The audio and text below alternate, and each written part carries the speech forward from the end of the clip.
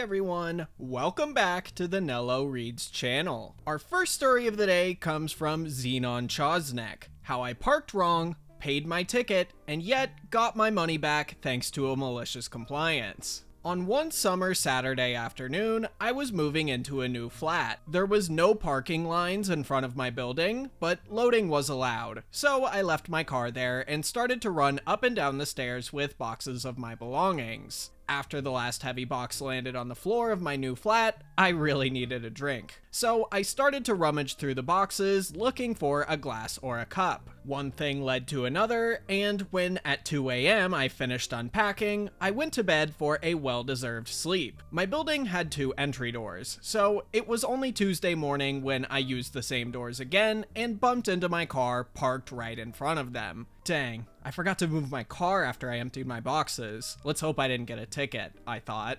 There was nothing on my windshield, no letter came to me over the next couple of weeks, so I sighed in relief and forgot about it. A few months later, a strange letter came in the mail. Glasgow City Council informed me that I hadn't paid some fine and that if I don't pay it now, I will have to pay 50% extra. I had no idea what it was about, so truthfully, I answered by asking what it was for, as I can't recall any unpaid tickets. In the next letter, they informed me that the ticket is for parking my car on a double yellow line. I answered, again truthfully, that I don't park on double yellow lines. As a former trucker, I am aware how annoying it is for drivers of bigger vehicles. Not to mention that I would like a fire engine to get to my place in case there is a fire. They answered that they have proof. I then politely asked them to show me that proof. In the next letter, there was a picture of my car clearly parked on double yellow lines in front of my building. I instantly recalled the situation. I saw no reason to play the fool if I was clearly in the wrong, so since there was a copy of the ticket attached to the picture, I decided to pay the fine instantly. It was written on the ticket that if I pay within 28 days from receiving the ticket, not from the day of its issue, then I only needed to pay £30. I wrote a letter apologizing for my behavior, explaining that it was a genuine oversight, but since I was in the wrong, I am to pay the ticket, so I attached a check for £30. The check was cashed, yet some weeks later, I received yet another letter demanding I pay £60. It claimed that since I failed to pay, and it is now more than 3 months, I now have to pay double. I answered that I paid within 28 days from the moment I saw the ticket for the first time. They've already cashed the check, so it is surely a mistake. They answered again that they couldn't count this £30 toward the total of 90, so I still have £60 to pay. I answered again that I paid within 28 days from the date the ticket was first delivered to me, so we should be square. I was lectured that if the ticket was put behind my windshield wiper, it is considered to be delivered properly. I expressed my doubts, pointing out that if it was delivered properly, I would be aware of its existence. I pointed out that a ticket that is placed behind the windshield of a parked car can be removed by anyone, so this is hardly a safe and reliable method of delivering important documents. Their answer explained the matter to me in details. The ticket that was placed behind a windshield wiper of the car registered to me can be considered a ticket delivered to me. As removing such a ticket is an offense, I can't expect them to act on the assumption that such a ticket could be removed. In my answer, I politely thanked them for this knowledge, admitting that it is new to me. I also informed them that I've put a check for £60 into the envelope, and I placed it behind a windshield wiper of a garbage truck. This time, it took them longer to respond. Response can be summed up very shortly. WTF? What garbage truck? I was happy to explain. I quoted their previous letter and pointed out that since this garbage truck was registered to Glasgow City Council and putting important documents behind a windshield wiper of a vehicle belonging to the recipient is considered to be a proper way of delivering them, I consider the check to be delivered properly and hope that this will help to bring this matter to its end. The next answer arrived much quicker. To sum it up, the letter stated that one should not place important documents behind the windshield wiper of a vehicle, as it can be easily stolen. There were also some doubts raised about my sanity. I was happy to assure them that I feel perfectly well both on the grounds of my body and my psyche. I reminded them that stealing is a crime, and therefore we should not act on the assumption that someone would steal their check from under the windshield wiper of the garbage truck. I guess they were no longer amused. The next letter contained plenty of giant red letters and informed me that the matter would now be dealt with by sheriff officers and messengers in arms. But if I don't like it, I can always appeal to a parking tribunal in Edinburgh. Of course, I did not like it, so I appealed. The parking tribunal was initially unable to understand the issue. I paid my ticket, I agree that my car was parked on double yellow lines, and I still want to appeal. I then explained to them that I am not willing to contradict the ticket itself, but I am not happy with the fact that I am charged extra money despite the fact that I paid a fine within 28 days from receiving a ticket. They finally agreed to consider the case and set a date during one of their sessions in Glasgow, thus sparing me the trouble of traveling to Edinburgh. About a week before the start date, I received a letter from Glasgow City Council. It said that my ticket was cancelled. I rushed to write a letter where I pointed out that if the ticket had to be cancelled, then I assumed it was wrongly issued, and therefore, I paid money I should not have paid. I demanded my £30 to be returned to me. I never got any more letters regarding this matter, but on one sunny summer Sunday, I logged into my internet banking to discover a payment of £30 from Glasgow City Council. Before we continue, the OP has asked that I link their blog where they originally posted the story, so give that a look down below if you'd like. Anyway, what I think is so hilarious about this story is that hundreds, if not thousands, in government resources were spent on this stupid little ticket. And, in the end, they got nothing. I hope the city council sort of takes this as a lesson. If someone pays their fine on time, you leave them alone. Our next story comes from Weber Darren 97. Write me up for following the rules? Okay, I'll follow the rules. In November 2021, I worked for a small logistics company that delivers for Amazon. I applied for this position because I love driving and am pretty much at home on the road. I thought I should give mass delivery a try to see if I like it or not. Well, this company ruined it for me and went the extra mile to piss me off. I found out on day one that I didn't get any formal training. Instead, I got inducted into a nursery program that included 2 ride-alongs. This means that in my first week, I deliver 50% of a normal route.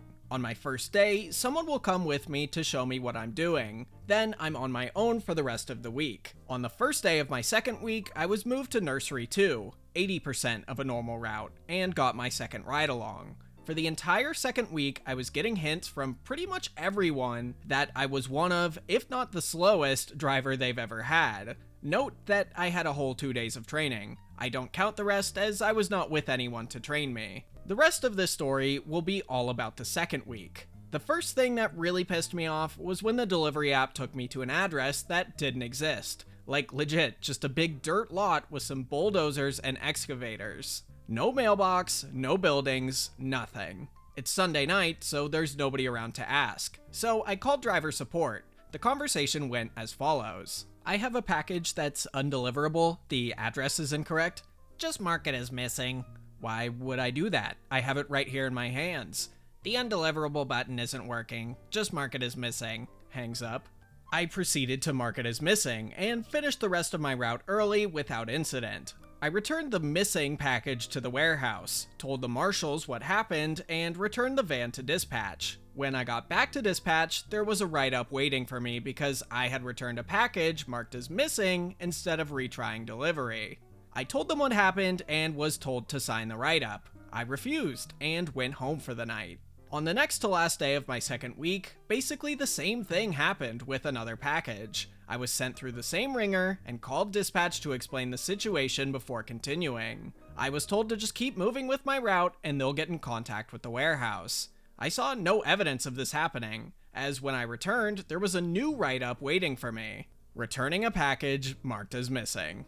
I said to myself that I'm done with this crap. It's time to do something. I reread the employee contract and found a clause that said every time the van comes to a full and complete stop, it must be turned off. Oh boy, did I know what I was gonna do the next day. I came into work, claimed a van, picked up my packages, and proceeded to turn the van off every time it stopped. I was laughing so hard at all the people honking at me while I restarted this big van. After about 2 hours and at least 150 restarts, it wouldn't turn on anymore. I called dispatch and requested a rescue van. I then killed the rescue van and the rescue van for the rescue van. I killed 3 vans in one day. When I returned to dispatch over an hour late, they asked me what happened. I said I was following the rules and proved myself correct in front of my dispatcher. He wrote me up for unsatisfactory performance. And he pointed out that that makes 3 write-ups in a month. If he wants me to sign that, he'll have to call the boss in, then explain why I'm being written up again. I said, yeah, call your boss. I'm sure she'd love to hear why she's being called in at 9:45 at night. He dropped the write-up. I followed up by asking if one of the faster drivers could meet me at the warehouse 10 minutes early to discuss van organization. He agreed to do this. I didn't show up the next day.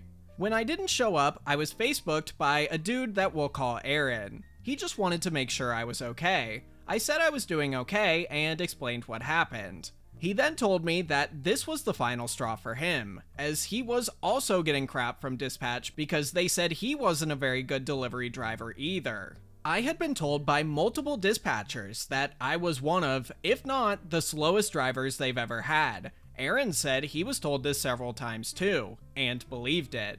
He decided he had had enough, and we made a group chat on Facebook that had all the new hires in it. I explained why I quit, and advised the others to get out before anything goes down at dispatch. I purposely took the time to explain that what I did was not the best way to quit, and that I'm not necessarily recommending that they do the same thing I did. All but one of them got back to the group the next day, and said they just didn't show up. Several of them got calls asking if they wanted to continue their employment, as they'd have to meet with the boss lady. This was news to all of us, as the employee contract specifically stated that no call, no shows will not be tolerated. Basically, if you don't show up and don't call them to say you're not coming, then they consider that grounds to terminate your employment. Naturally, nobody called the boss lady back. I heard back from the last guy a day later. He said he showed up the day that everyone else just didn't show up, said hi and chatted with people, signed in, claimed a van and route number, and left with the convoy to go pick up their packages to deliver. This is the normal beginning of a day working for these companies. However, when he got to the warehouse, he started an argument with the marshals, formally refused to pick up any packages, drove the van back to dispatch, gave them their keys and whatnot back, and left. Essentially, he waited until they fully expected him to do his job, and then didn't do his job. There's burning bridges like I did. Then there's drying up the river just to fill it with gasoline. What he did is definitely funny from my perspective, since dispatch went the extra mile to piss me off, but that doesn't mean I condone his actions. Hilarious? Definitely. Good idea? Definitely not. I realized through all this that mass delivery isn't my thing. It's gonna take me a while to be comfortable applying to other companies in the industry. That being said, I think I'd like to drive for a job at some point. Reading stories like this always makes me wish I knew the company's name. I imagine a lot of them either aren't around anymore, or whoever was in charge at the time isn't. Because assuming everything OP said is accurate, that sounds like an absolutely horrible place to work. The next story comes from Fanatic Cake, Malicious Compliance from Students, a compilation. I am an educator and have worked in the area for about 10 years, and every time I read/listen to some of these stories, I end up thinking about something a student has done that fits the sub, but is super short, so it would not be worth posting. So here are some of the best I have ever dealt with. Number 1, no running in the library. One day, I was leaving for lunch break and saw some students bolting down into the library as fast as they could. Seeing that, I shouted, "Hey, you guys, you know you're not allowed to run in the library," which caused them to stop, look at me, and start hopping, because I only told them they are not allowed to run. But who said anything about hopping? This is one of the times in my career where I just took the L and moved on. Number 2, you should ask John if you're allowed to do it. After lunch, students have a small recess and may go play as long as a teacher is around. but we always have the issues of students just seeing somewhere empty, like the soccer fields or one of the courts, and they start playing there.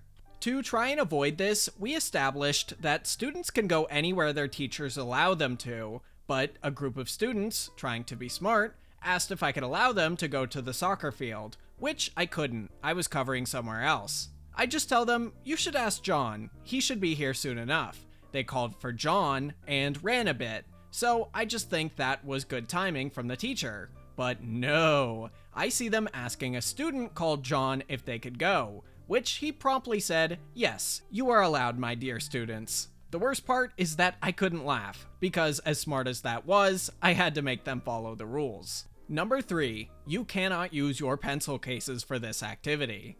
I think most of you know where this is going, but I think it's funny. We do not allow the students to use their pencil cases for some activities, since we have our own classroom material, and pencil cases can be super distracting when students start showing off their brand new sparkly pen that smells like angel hair. The thing is, we didn't account for the incredible ability from students to find loopholes. I kid you not, I watched as they started passing around pencil cases, because we never said anything about using our colleagues' pencil cases, which, fair enough. But come on, help a teacher out here. Number 4, you need to get a book that has paragraphs. To help with their reading, we give students the task to get a book and read it until the end, updating a journal once a week.